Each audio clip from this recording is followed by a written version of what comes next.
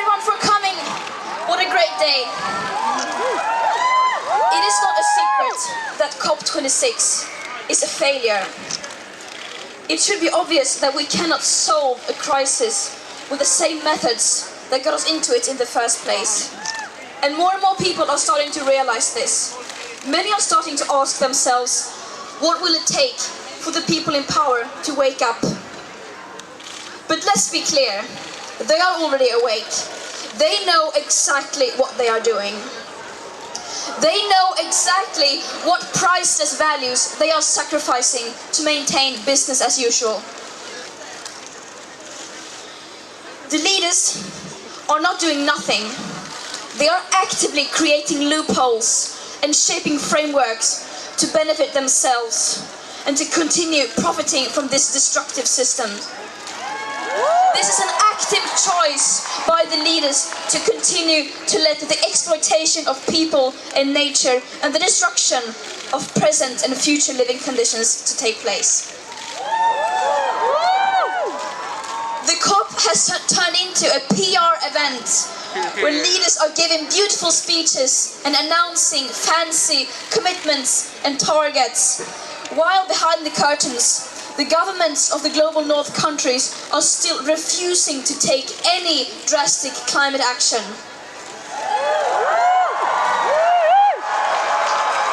It seems like their main goal is to continue to fight for the status quo. And COP26 has been named the most exclusionary COP ever. This is no longer a climate conference. This is now a global North Greenwash festival. A 2-week-long celebration of business as usual and blah, blah, blah. The most affected people in the most affected areas still remain unheard. And the voices of future generations are drowning in their greenwashed and empty words and promises. But the facts do not lie, and we know that our emperors are naked. To stay below the targets set in the Paris Agreement and thereby minimizing the risks of setting off irreversible chain reactions beyond human control, we need immediate, drastic, annual emission cuts unlike anything the world has ever seen. And as we don't have the technological solutions that alone will do anything even close to that, that means we will have to fundamentally change our society. And this is the uncomfortable result of our leaders' repeated failure to address this crisis.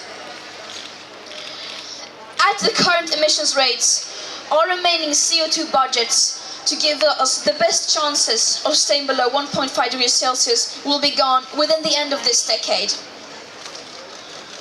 And the climate and ecological crisis, of course, doesn't exist in a vacuum. It is directly tied to other crises and injustices that date back to colonialism and beyond. Crises based on the idea that some people are worth more than others and therefore have the right to steal others, to exploit others, and to steal their land and resources. And it is very naive of us to think that we could solve this crisis without addressing the root cause of it. But this is not going to be spoken about inside the COP. It's just too uncomfortable.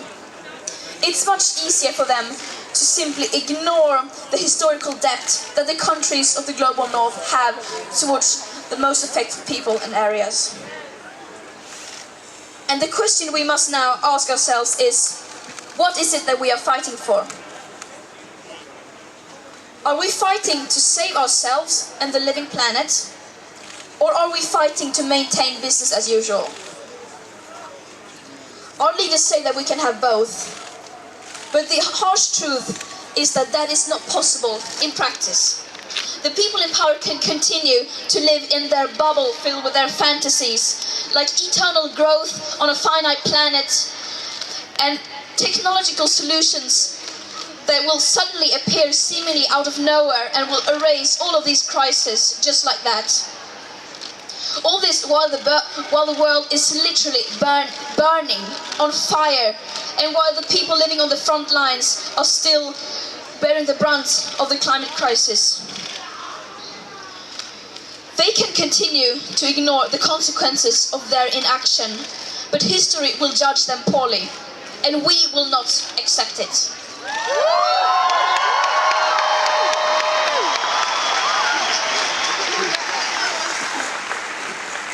We don't need any more distant, non-binding pledges. We don't need any more empty promises.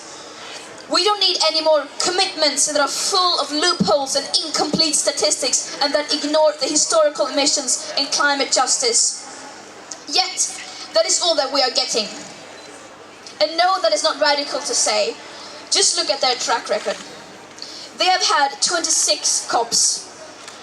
They have had decades of blah, blah, blah, and where has that led us? Over 50% of all our CO2 emissions have occurred since 1990, and about a third since 2005. All this while the media is reporting on what people in power say that they are going to do, rather than what they actually do. Time and time again, the media fails to hold the people in power responsible for their action and inaction. As they continue to expand fossil fuel infrastructure, opening up new coal mines, coal power plants, granting new oil licenses, and still refusing to do even the bare minimum, like delivering on the long-promised climate finance for loss and damage to the most vulnerable and least responsible countries. This is shameful.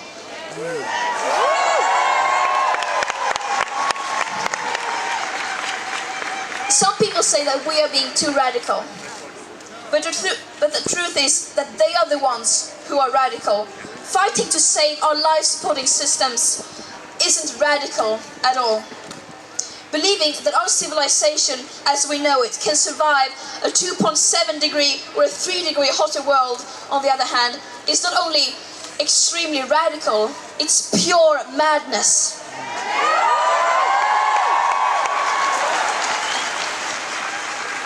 Out here, we speak the truth. The people in power are obviously scared of the truth. Yet, no matter how hard they try, they cannot escape from it. They cannot ignore the scientific consensus, and above all, they cannot ignore us, the people, including their own children. They cannot ignore our screams as we reclaim our power. We are tired of their blah blah blah.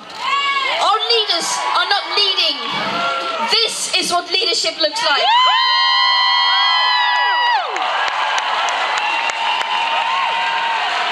Thank you for showing up, and see you tomorrow.